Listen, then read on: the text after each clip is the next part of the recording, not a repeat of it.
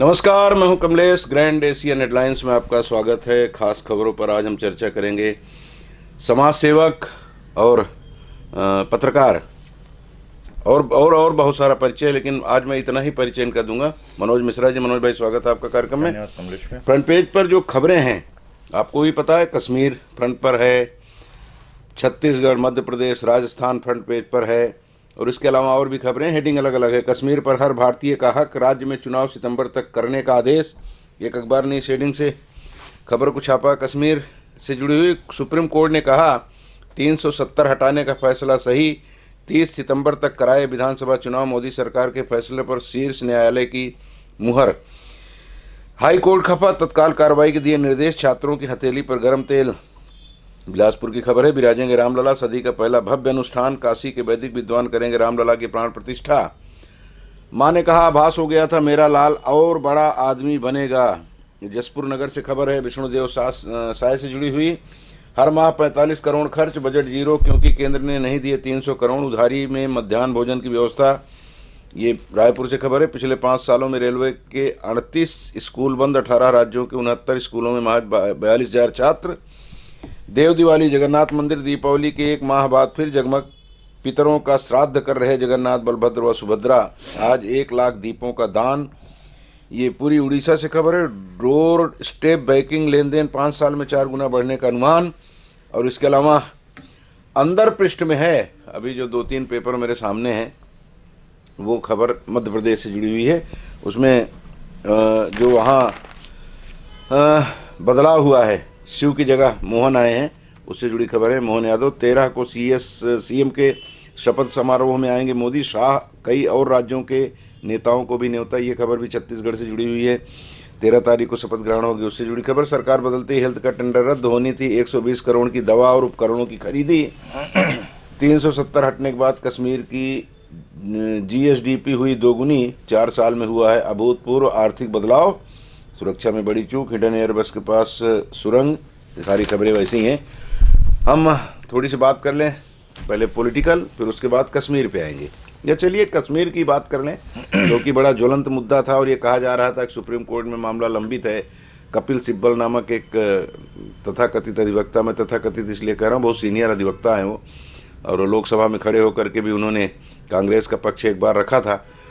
लेकिन जिस तरह की वो भाषा बोलते हैं, मैं हमार भारत का हिस्सा नहीं था, कभी वो बोलते हैं कश्मीर बिल्कुल अलग ही रहना चाहिए इसको 370 के मामले को लेकर, तो एक वकील के रूप में हो सकता है उनकी भूमिका अच्छी हो, लेकिन एक भारतीय की भूमिका में मैं उनको जयचंद मानता हूँ।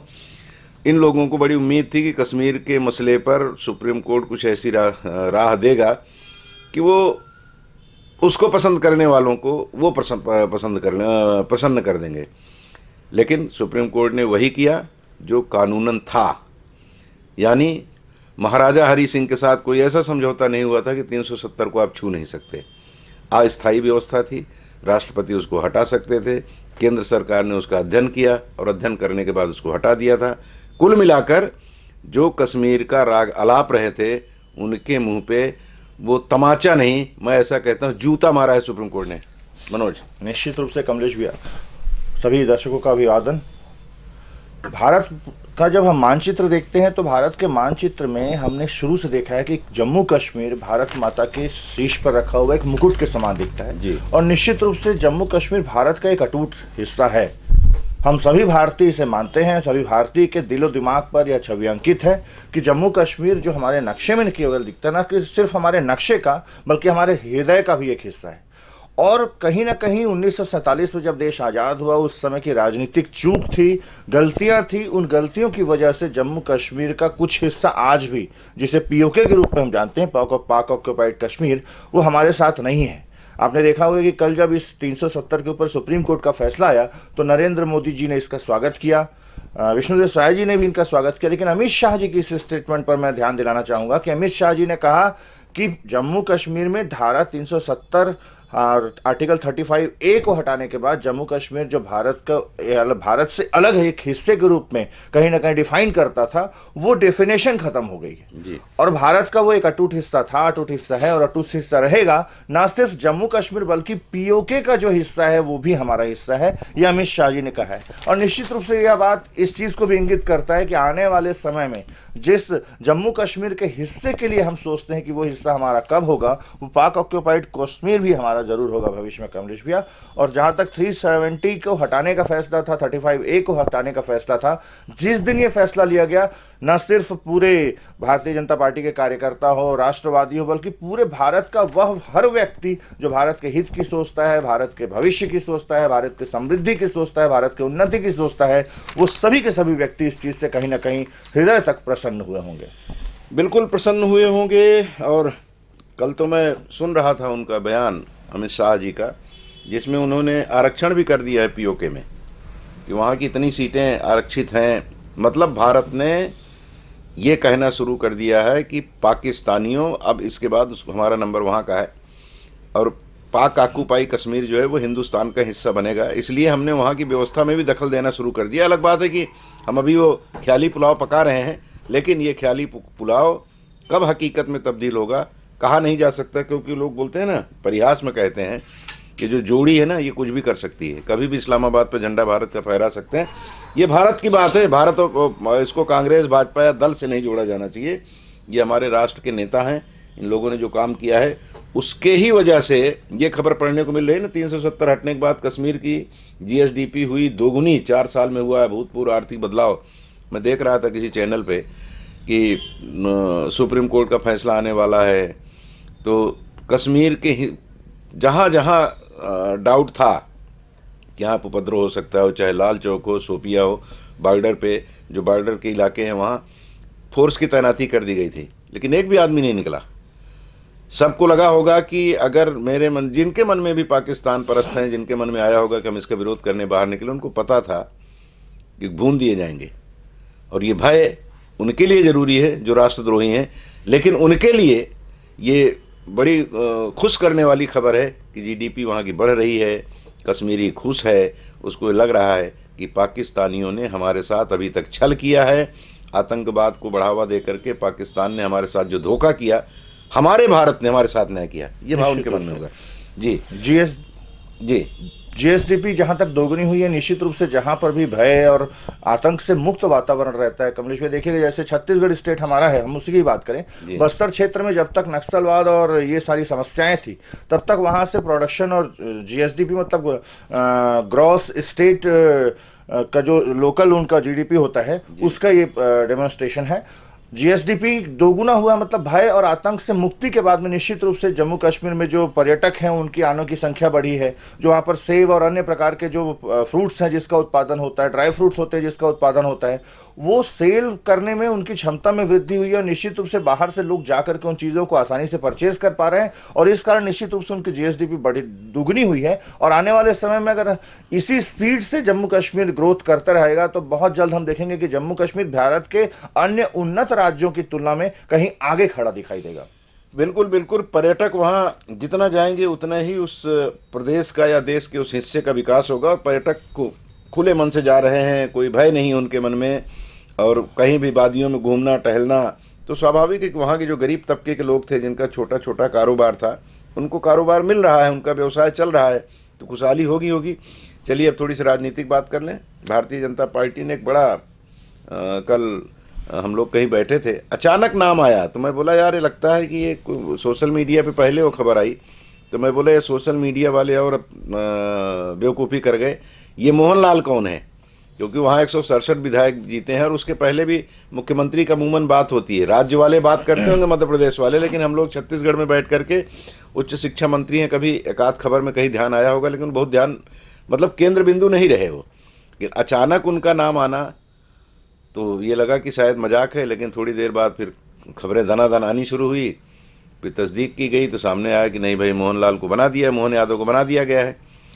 और ये निर्णय, कुछ लोगों का कमेंट सुन रहा था कल मैं, या आपस में हम लोग बात कर रहे थे, तो बोले ये भारतीय जनता पार्टी ही आज की तारीख में इस तरह का निर्णय ले सकती है कि जिसको जो बादशाह है उसको प्यादा बना दे, प्यादे को बादशाह बना दे। और कल वो दृश्य दिखा भी, जो फोटो सेशन चल रहा था उसमें तीसरी लाइन में मोहन बैठे थे, लेकिन एकदम से उनका नाम लेकर के अग्रिम पंक्ति में लाके खड़ा कर देना, शायद ये नरेंद्र मोदी और अमित शाह से ही हो सकता था। निश्चित रूप से कमलेश भैया, भारतीय जनता पार्टी के विचारों में कहा गया है कि कहते हैं कि सबसे पहले देश, फिर पार्टी और फिर व्यक्ति जी। और निश्चित रूप से कहीं ना कहीं व्यक्ति जब पार्टी से या देश से ऊपर किसी संगठन में, किसी दल में जब खड़ा होना चालू हो जाता है, तो निश्चित रूप से वह उस पार्टी के लिए भी थोड़े समय के लिए हो सकता है कि किसी स्टेट में, किसी स्थान विशेष में वो पार्टी बहुत अच्छे जनाधार को प्राप्त कर ले, लेकिन जैसे ही उस व्यक्ति का पतन होता है, उस व्यक्ति अपने बुढ़ापे की ओर या उस व्यक्ति अपने थोड़े ढलान की तरफ जाता है, वह पार्टी और उस क्षेत्र के विकास या शारीरिक समस्याएं कहीं ना कहीं सामने आ जाती हैं।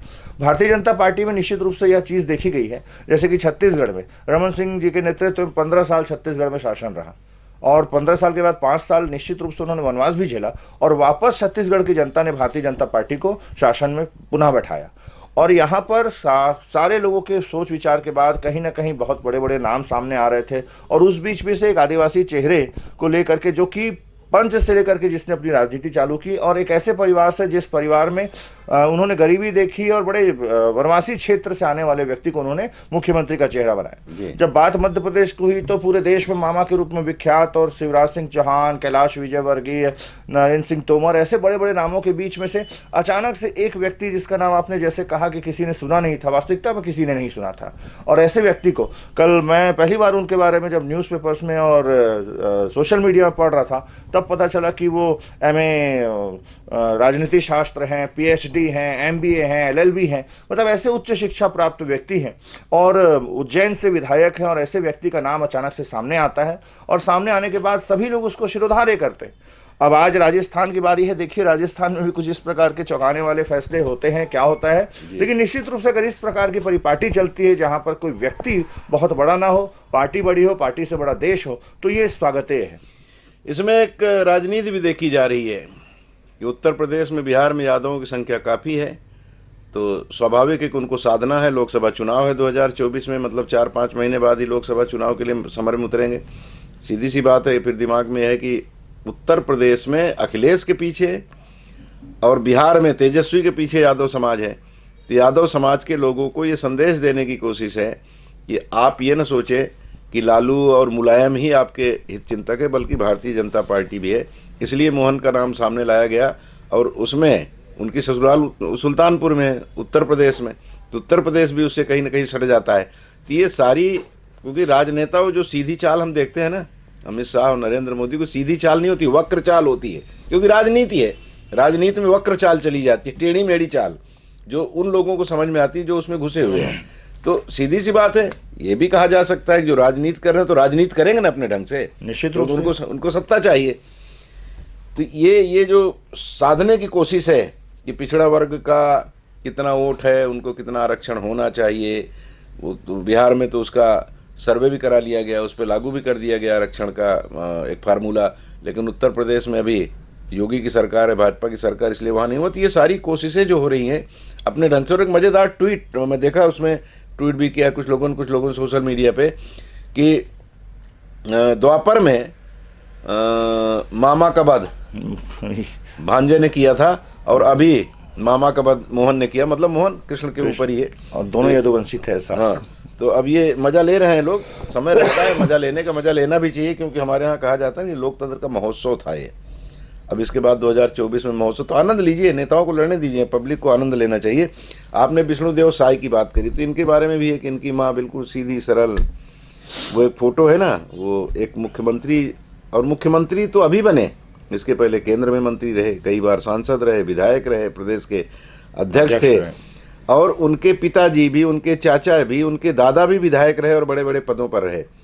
लेकिन वो दृश्य आपने वॉच किया होगा, नहीं तो करिएगा, कि जहाँ उनकी माँ बैठी हैं फर्श पे फ्लोरिंग, मतलब ऐसे साधारण सी फ्लोरिंग है, टाइल्स नहीं लगे हैं कि एकदम कौन सा टाइल्स बड़ा महंगा आता है ना, जिसके हीरो हीरोइन करते हैं विज्ञापन, वो उस तरह का टाइल्स नहीं। साधारण परिवार, यानी विष्णुदेव साय जी एक बहुत साधारण परिवार से निकले हुए, असाधारण परिवार है लेकिन वो साधारण है।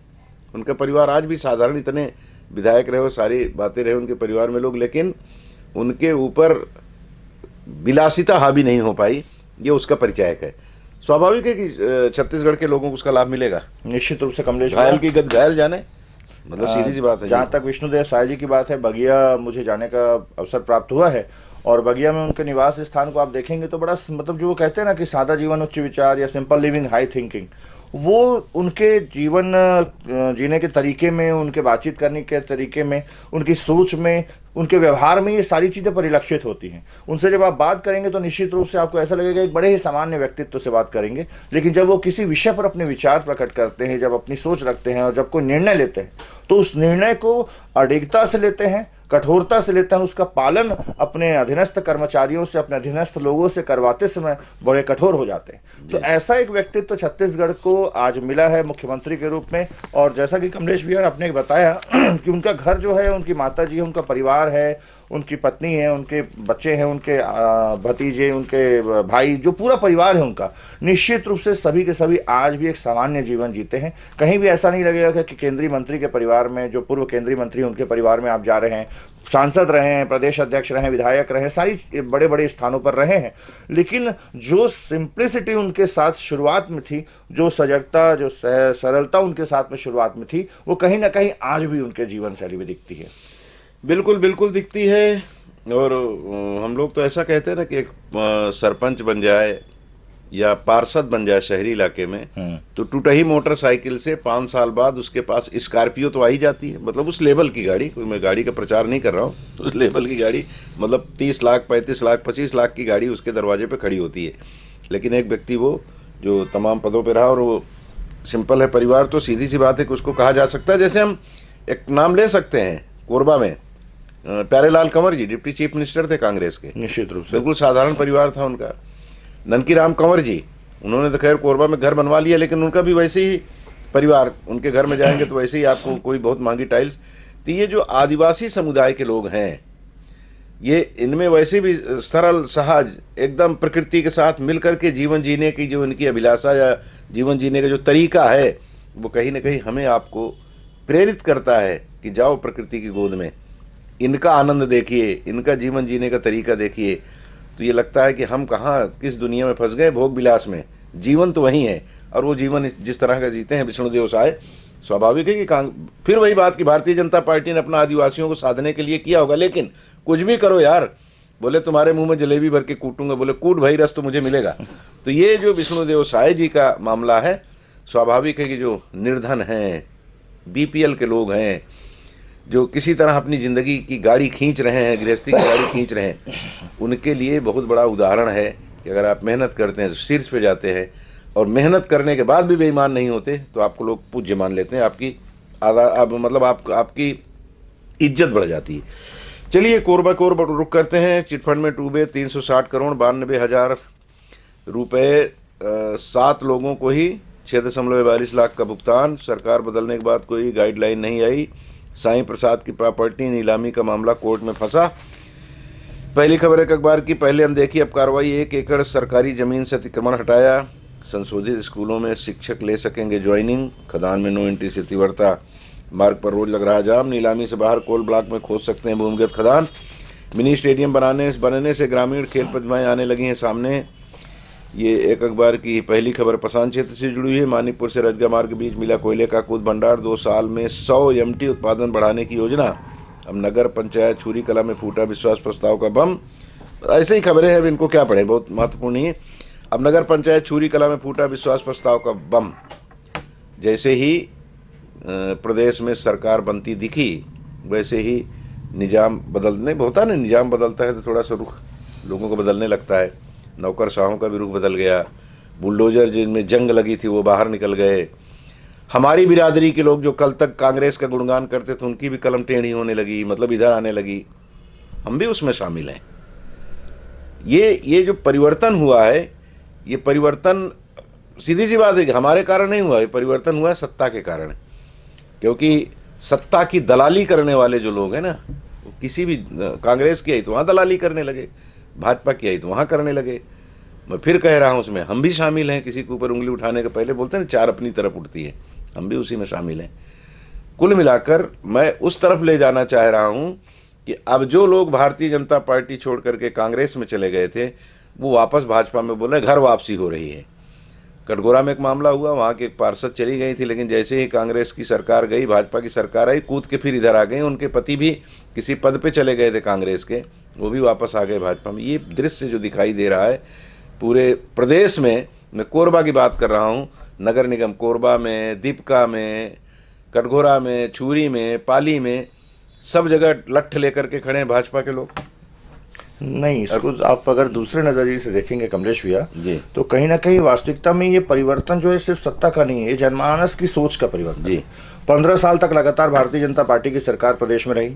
भारतीय जनता पार्टी ने अपने हिसाब से कई योजनाएं लेकर के आए, बहुत सारे रमन सिंह जी के नेतृत्व में ऐसी ऐसी योजनाएं हैं जो पहली बार देश में ऐसी योजनाएं बनी जिनको बाकी के राज्यों ने कई बार अनुकरणीय योजनाएं बताया और उन पर उन्होंने भी अपने तरफ से इनिशिएशन लिया। जी लेकिन 15 साल के बाद एक स्वाभाविक चेंज का माहौल होता है और एक जो एंटी इनकम्बेंसी का वर्ड है, ये एंटी इनकम्बेंसी कहीं ना कहीं 15 साल तक लोग एक निश्चित रूप से चल रहे शासन के प्रति उदासीनता का अनुभव करते हैं और उसके कारण एक स्वस्फूर्त परिवर्तन आया। और परिवर्तन इतना बड़ा था, इतना बड़ा जनाधार कांग्रेस के साथ गया कि भाजपा मात्र 15 सीटों पर सिमट गई और कांग्रेस 68 और बाद के चुनाव में 2 सीटें और बढ़ी उनकी। तो कहीं ना कहीं कांग्रेस को एक बहुत बड़ा ट्रांसफर ऑफ वोट्स हुआ। लेकिन 5 साल के बाद वापस से जब 5 साल के सरकार को अगर पूरे के पूरे आंकड़ों को देखा जाए तो कहीं ना कहीं क्षेत्र में जिस प्रकार के परिवर्तन की उम्मीद लोगों ने की थी वो परिवर्तन लोगों को नहीं मिला।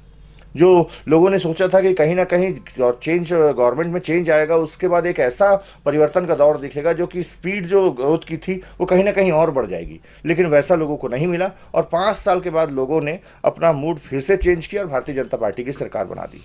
लेकिन ऐसे में वैसे लोग ये लोग जो होते हैं कमलेश भैया, ये बहुत चंद प्रतिशत, मतलब 1% के भी नीचे अगर आंकड़े में देखेंगे तो ऐसे लोग होंगे।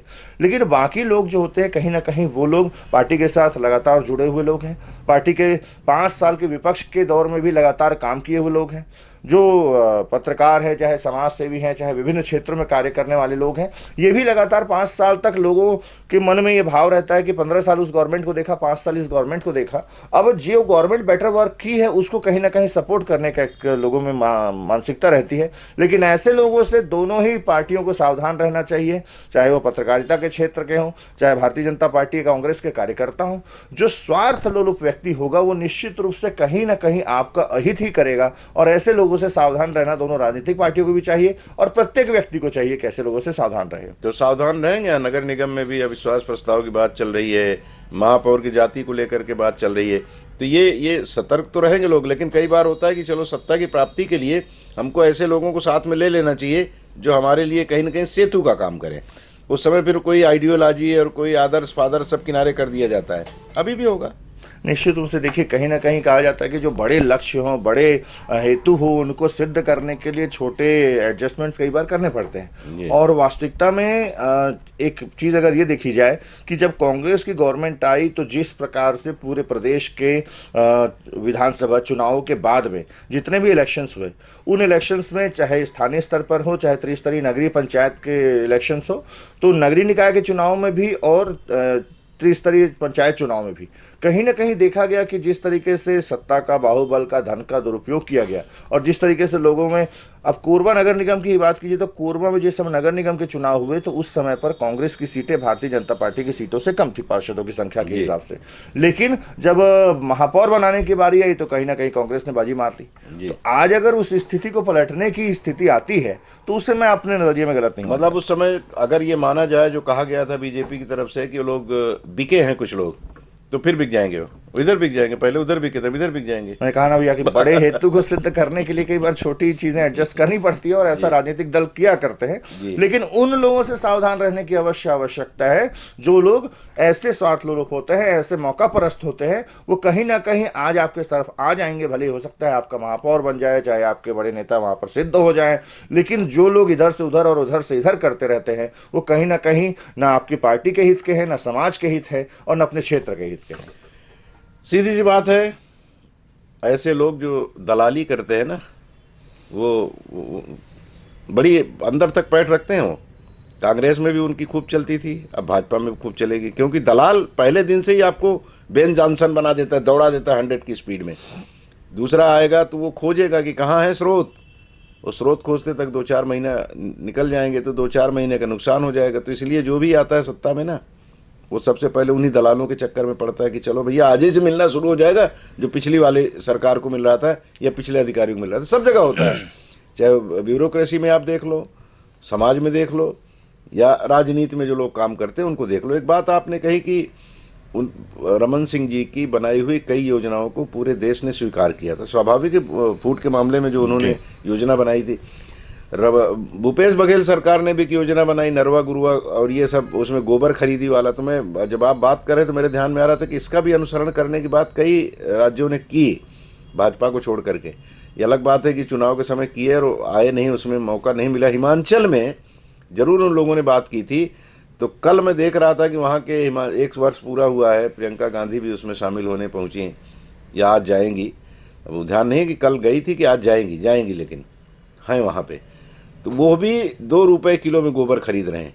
तो कोई तो अनुसरण कर रहा है, भले कांग्रेस की सरकार हो। निश्चित रूप से ऐसी कोई भी योजना हो कमलेश भैया, चाहे वो भारतीय जनता पार्टी की तरफ से हो, चाहे कांग्रेस की तरफ से हो, किसी दूसरे राज्य में मान लीजिए पटनायक जी की तरफ से हो, ऐसी कोई भी योजना जिससे कहीं ना कहीं क्षेत्र का, राज्य का, देश का विकास हो, लोगों के आम सामान्य जनजीवन में, उनके जीवन स्तर में सुधार हो, तो ऐसी योजनाओं का अध्ययन होना चाहिए। मुझे तो लगता है कि ऐसी एजेंसीज होनी चाहिए, जो एजेंसीज सेंट्रल लेवल पर हो, हर एक राज्यों के इंडिविजुअल जो योजनाएं हैं, जो स्कीम्स हैं, उनको स्टडी करे, और ऐसे स्कीम्स जिससे दूसरे राज्यों में भी जिनका अनुसरण होना चाहिए, इम्प्लीमेंटेशन होना चाहिए, ऐसी स्कीम्स के अध्ययन करने के बाद उनका प्रोजेक्ट रिपोर्ट बना करके उन राज्यों को, भले ही सुझाव के रूप में, लेकिन सुझाव के रूप में उन राज्यों की तरफ उसको प्रोसेस करना चाहिए, उनको फॉरवर्ड करना चाहिए कि आप अपने राज्यों में इन योजनाओं को, भले ही अपने नाम से, लेकिन आप इन योजनाओं को अगर लेकर के आएंगे तो कहीं ना कहीं फायदा मिलेगा।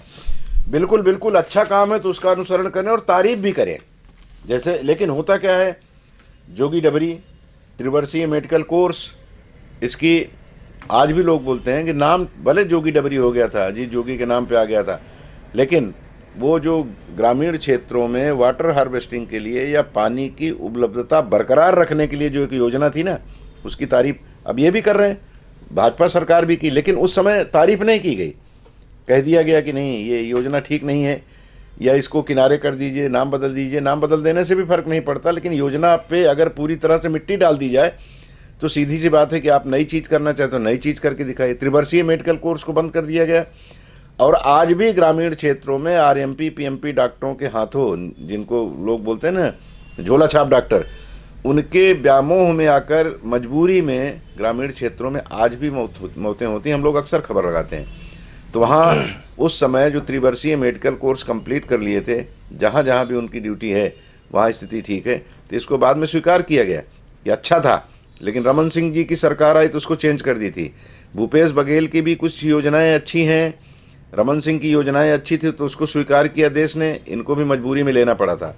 अब भूपेश बघेल की सरकार की जो अच्छी योजनाएं हैं उसको भी अगर विष्णुदेव साय जी आगे बढ़ाएंगे तो निश्चित है कि एक परिपाटी जो चली आ रही कि अच्छे काम को आगे बढ़ाना चाहिए, उसका भी अनुपालन होगा, और लोगों को लगेगा कि नहीं सरकार हमने बदला है, कुछ गड़बड़ियाँ थी, लेकिन हमारे हित में जो काम हो रहा था वो आगे भी जारी रहेगा। ये संदेश तो देना होगा। निश्चित रूप से।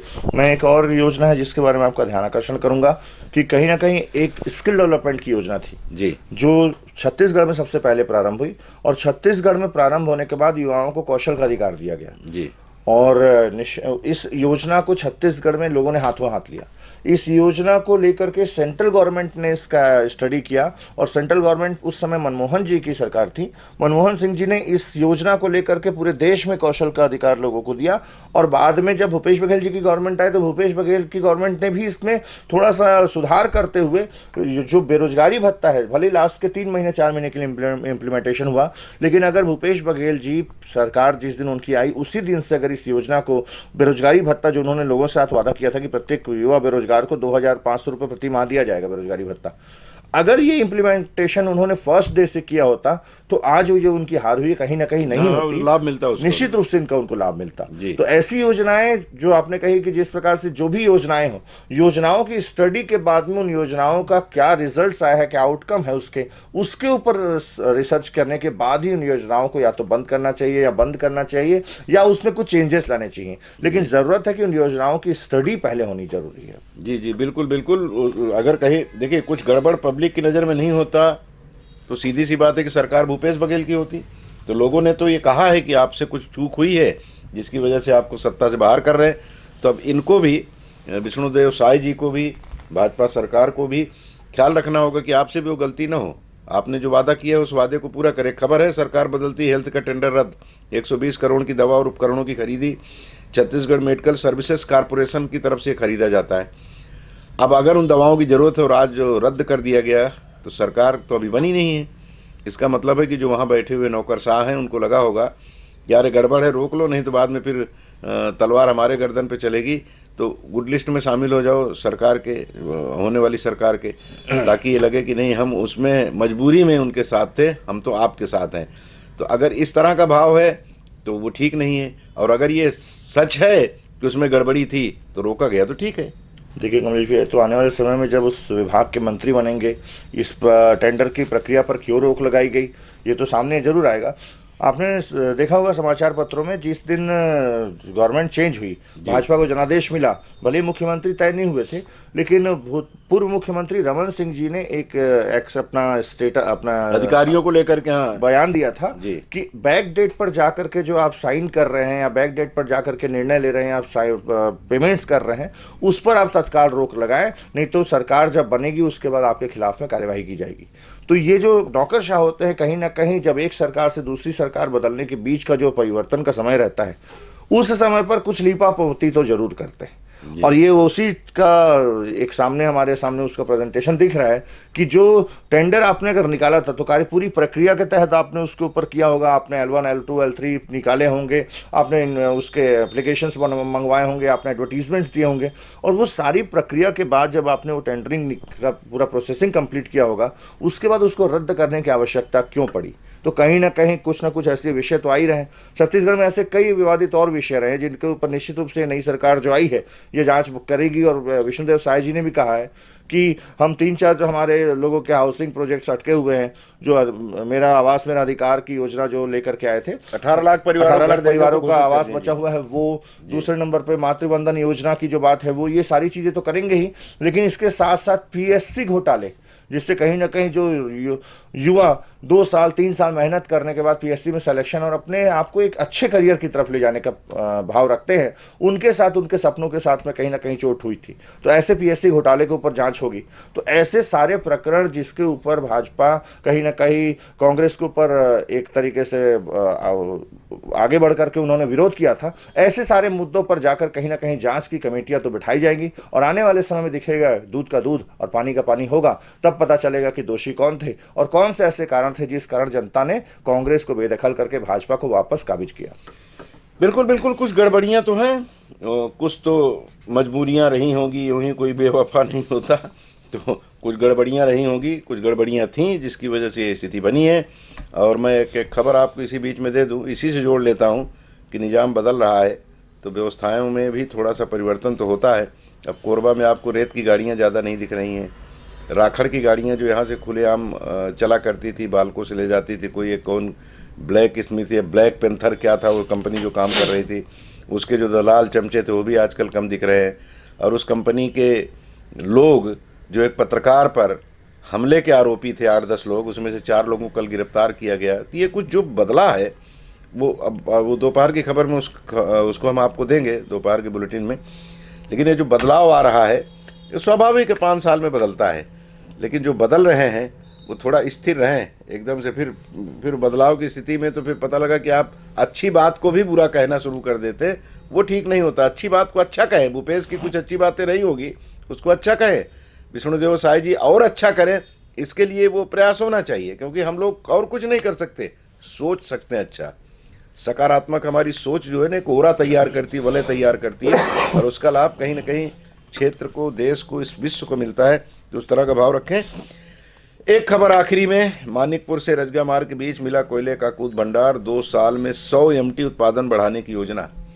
कोरबा में अब व्यवसाय सिमट रहा है। पावर हाउस यहाँ 2-3 बने, लेकिन एक तो बंदना कुछ ही दिन में चला गया, वो कबाड़ियों के यहाँ। एक प्लांट 200 मेगावाट भी भूपेश बघेल सरकार ने दे दिया था एक कबाड़ी को, और कुछ प्लांट ऐसे रहे, लिंकों की स्थिति खराब हो गई है।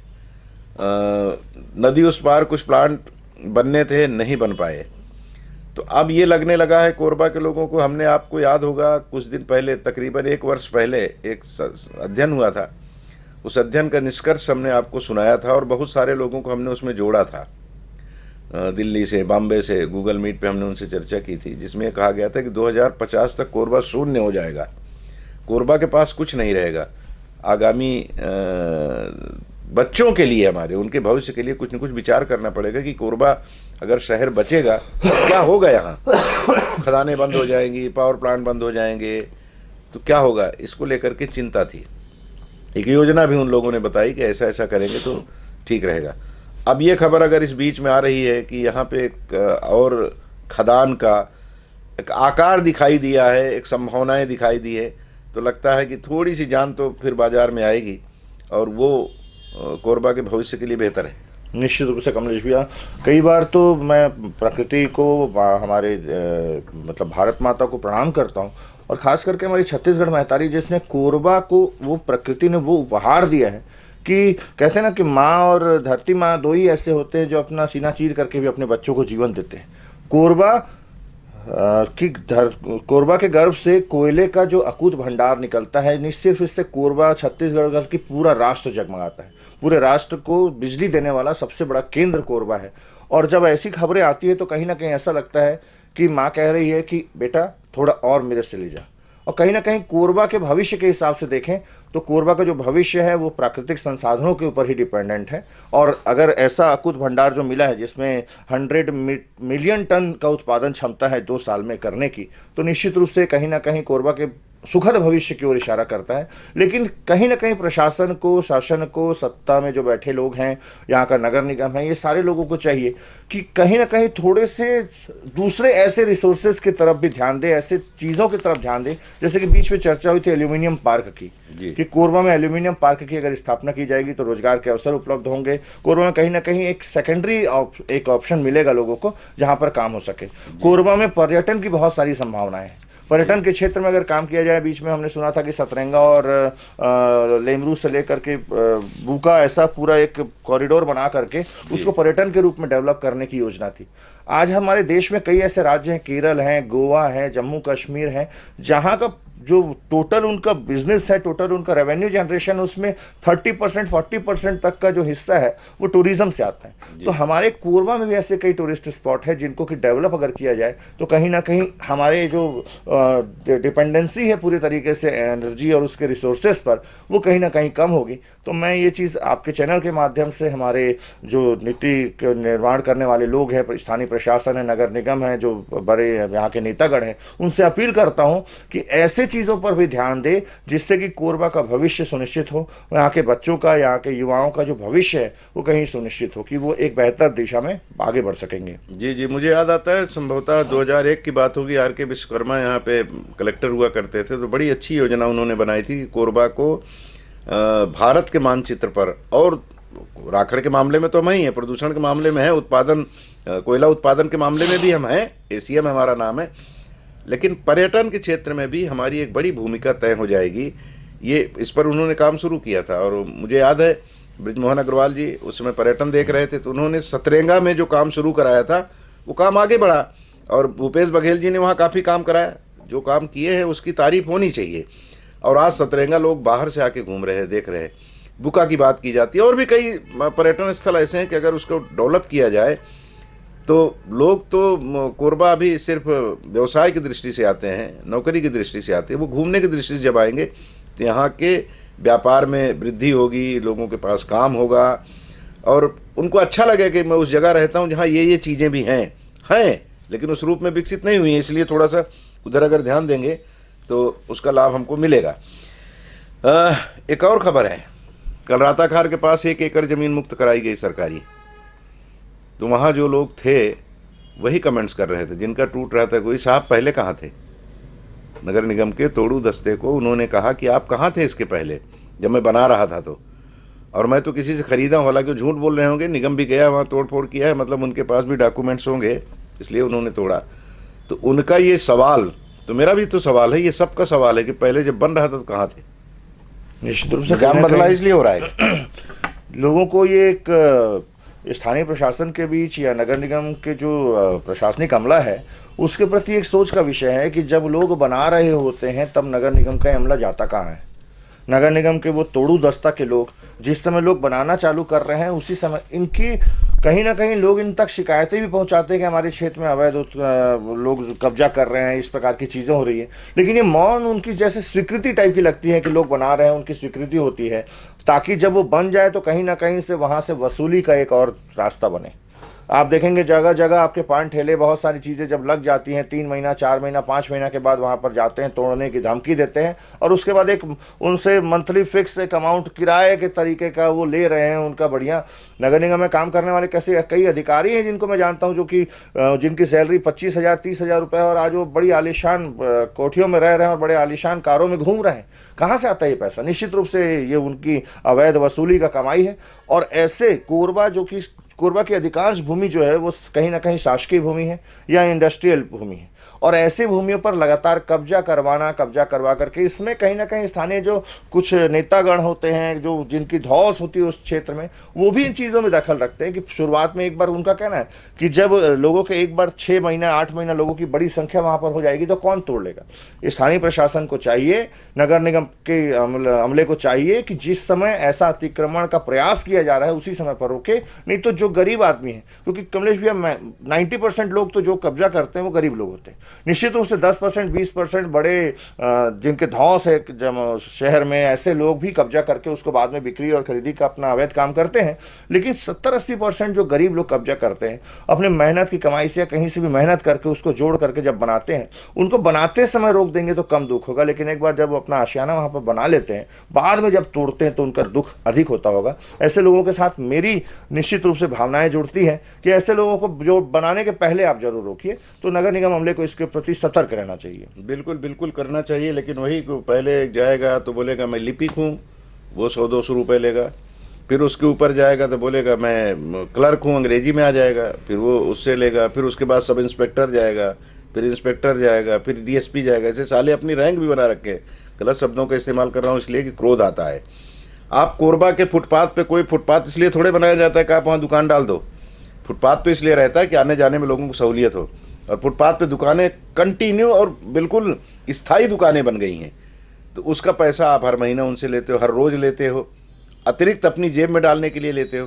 तो व्यवस्था को बिगाड़ने में जिनकी भूमिका है उनके विरुद्ध भी कठोरतम कार्रवाई वर्तमान सरकार को करना चाहिए। पूर्व सरकार ने जो किया ठीक है, अब वो पूर्व और वर्तमान में न फंसे, बल्कि जो गलत हो रहा है उसका विरोध करें। चलते चलते चिटफंड में डूबे 360 करोड़ 92,000 रुपये, 7 लोगों को ही 6.42 लाख का भुगतान। इस भूपेश बघेल की सरकार ने, पिछली सरकार ने वादा किया था कि जो चिटफंड कंपनियां हैं उनका हम पूरी प्रॉपर्टी उनकी बेच करके जिन लोगों का पैसा इसमें फंसा उनको दिलवाएंगे, और कुछ जगह दिया भी गया, इसमें कोई दो मत नहीं है। ये भी पिछले चुनाव में लोगों के उनको एक समझ लीजिए कि आशा थी, एक लोभ था उनका कि हमारा डूबा हुआ पैसा मिल जाएगा। लोभ न कहें उसको, उनका अधिकार था। अब ये बोल रहे हैं कि कुछ कोर्ट चले गए, कुछ कहीं चले गए। तो ये उम्मीद की जानी चाहिए मनोज कि अगर एक योजना सरकार ले आई थी और वो उनकी प्रॉपर्टी को बेच करके लोगों को पैसे वापस कर रही थी, तो वर्तमान सरकार, विष्णुदेव साई जी की सरकार जो 13 को बनने जा रही है, उनको भी चाहिए कि ठीक है, थोड़ी सी नादानी में वो लोग अपना पैसा वहाँ फंसा दिए, लेकिन फंस तो गए, तो उनको निकालने की जिम्मेदारी सरकारों की है। हमारे मुखिया लोग जो चुन के जाते हैं लोकतंत्र में, उनकी है, और मुझे लगता है कि उनको करना चाहिए। निश्चित रूप से कमलेश भाई, जैसे भारत का जो सबसे बड़ा निवेश जिस कंपनी में लोगों ने किया था, सहारा जी, सहारा के साथ में जो डिस्प्यूट चल रहा है कई वर्षों से देख रहे हैं, और इसमें निश्चित रूप से जो केंद्र की सरकार है उसने बड़ी पहल की, और अब लोगों को उम्मीदें हैं कि अगले कुछ महीनों में उनके पैसे वहाँ से वापस मिलने चालू हो जाएंगे। न सिर्फ सहारा बल्कि ऐसे सभी संस्थान जहाँ पर लोग गलती से ही सही अपने पैसे डिपॉजिट करते हैं, क्योंकि कहीं ना कहीं लाइसेंसिंग और ये सारे प्रोसेस करने के बाद ही ये लोगों के बीच में आते हैं। लाइसेंस अगर बिना किए कोई कंपनी काम कर रही है और लोग उसमें इन्वेस्ट कर रहे हैं तो लोगों को भी इसके प्रति जागरूक होना चाहिए। लेकिन लाइसेंसिंग और ये सब प्रक्रियाओं से निकलने के बाद अगर कोई कंपनी इन्वेस्ट ले रही है लोगों का, और वहाँ पर लोग अपनी गाड़ी मेहनत की कमाई वहाँ पर जमा कर रहे हैं, और उसके बाद अगर उनका पैसा फंस जाता है, तो सरकार, प्रशासन, ये सारे लोगों को चाहिए कि कहीं ना कहीं उसमें घुस करके, उसमें मेहनत करके, उनके कौन से ऐसे सोर्सेस है जहाँ पर उन्होंने लोगों के पैसे को इन्वेस्ट कर रखा है या छुपा रखा है, दोनों हिस्से हो सकते हैं। इन्वेस्ट भी करती है कई बार कंपनीज और पैसों को छुपाती भी है। तो ऐसे सारे सोर्सेस का पता करके उन पैसों की वसूली करके लोगों को उनका पैसा जितना अधिक से अधिक हो सके वापस दिलवाने की दिशा में पहल तो जरूर होनी चाहिए। बिल्कुल बिल्कुल, आम लोगों से जुड़ा हुआ मसला है, उसको राजनीतिक चश्मे से नहीं देखना चाहिए। एक आस जो बंधी है वो आस उनकी पूरी हो, ये कोशिश सरकार को करना चाहिए। चलिए, और एक बात आपको बता दें, मनोज आज उधर बैठे हैं, कोशिश हमारी है कि अब इधर बैठ करके किसी और मेहमान के साथ बात करें, क्योंकि अब हम लोग चुक जाने वाले लोग हैं। 62 साल उम्र होने जा रही है, तब चाह रहे हैं कि नए लोग आएँ और चार्ज ले। राजनीति में भी यही हो रहा है, शिवराज की जगह मोहन आ गए, रमन सिंह की जगह विष्णुदेव आ गए, तो ये राजनीति में होता है। लेकिन ये होता है एक समय के बाद आदमी को लगता है कि चलो थोड़ा आराम किया जाए, या जितना दौड़ धूप अभी कर रहा हूँ थोड़ा कम करें, या अपना ध्यान कहीं और जाता है कि चलो कुछ अच्छा काम किया जाए, कुछ भगवान का भजन करें, ऐसा उस तरफ भी ध्यान जाता है। तो उस पर भी थोड़ा सा ध्यान हमारा भी है। तो मैं इसीलिए आज, पहले भी किया है मनोज ने, लेकिन मैं आज इसीलिए इनको साथ में बैठा हूँ कि आज मैं पूछ रहा हूँ, अब जब लोग नहीं रहेंगे मेहमान तो फिर मैं बैठ के वही करूँगा जो ये कर रहे हैं। तो कोशिश होगी कि ये कार्यक्रम हमारा निरंतर चलता रहे। और एक खबर मैं भूल गया था, छोटी सी टिप्पणी इस पे करते चले। काशी के वैदिक विद्वान करेंगे रामलला की प्राण प्रतिष्ठा, विराजेंगे रामलला, सदी का पहला भव्य अनुष्ठान। कोरबा में भी बड़ी भव्य तैयारी चल रही है इसको लेकर के कि 22 जनवरी को जब भगवान राम अयोध्या में नवनिर्मित अपने आवास में विराजमान होंगे, तो भारत का हर घर अयोध्या बने, इस तरह की जो कोशिश हो रही है, उस कोशिश में आपकी भी भूमिका होनी चाहिए। निश्चित रूप से पूरे देश, ये मत सोचिएगा पत्रकार के साथ साथ एक हिंदू भी हूँ इसलिए भी आ जाता है मन में। जी, पूरे देश के लिए अत्यंत हर्ष का, गौरव का विषय है। कहीं ना कहीं सनातन धर्म के हर एक मानने वाले के लिए एक ऐतिहासिक दिन होगा, जिस दिन रामलला अपने भव्य, जो आपने कहा, अपने निवास में, आवास में अपना वापस से उनकी स्थापना होगी। और कहीं ना कहीं न सिर्फ ये 100 साल की, 200 साल की, ये 1000 साल की लड़ाई थी। 1000 साल की लड़ाई सिर्फ राम मंदिर की नहीं थी। राम भारत के, हिंदुस्तानियों के, सनातनियों के मन में बसते हैं। राम सिर्फ एक ईश्वर नहीं, आराध्य नहीं है, राम हमारी जीवन शैली है। राम हमारे, अगर राम के चरित्र से प्रेरणा लेकर के भारत का जो हिंदुत्व, भारत का जो राष्ट्रीयत्व, भारत का जो सनातन, जो मानवता, जो सारे भाव, भारत जिस भाव से भारत का निर्माण होता है, वो कहीं ना कहीं भाव की जो प्रारंभ होती है वो राम से होती है। तो ऐसे राम मंदिर के स्थापना होने का समय है, राम मंदिर का जो प्राण प्रतिष्ठा होगा, उस दिन हर एक सनातनी चाहेगा कि वो उस स्थान पर पहुंचे। वहां नहीं पहुंच पाए तो कहीं ना कहीं जो लाइव स्ट्रीमिंग्स होंगी उनके माध्यम से मन उस हवन में, कल्पनाओं में निश्चित रूप से शामिल होने की कोशिश करेंगे। सभी को इस अवसर की बहुत बहुत बधाइयाँ, बहुत बहुत शुभकामनाएं, और निश्चित रूप से हमारी कोशिश तो रहेगी कि उस दिन हम वहां जरूर पहुंचे। चलिए, विराम इस अच्छी खबर के बाद। बहुत बहुत शुक्रिया आपको कार्यक्रम देखने का, और बहुत बहुत धन्यवाद मनोज समय निकाले इसके लिए। बहुत बहुत शुक्रिया।